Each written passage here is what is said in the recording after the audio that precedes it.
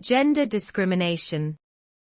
In broad terms, discrimination entails the prejudicial treatment of an individual because of his or her membership in a certain group or social category.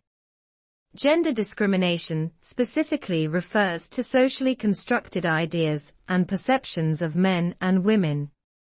Such beliefs and attitudes vary between countries and may or may not carry any legal implications. Research shows, for example, that a large number of countries around the world continue to consider homosexuality illegal, and several carry the death penalty for homosexual activity. But the overall trend in recent decades has been to consider any adverse actions taken by one person against another that would not have occurred had the person been of another sex, an illegal and justiciable violation of human rights, as evidenced by the growing acceptance of social and group rights.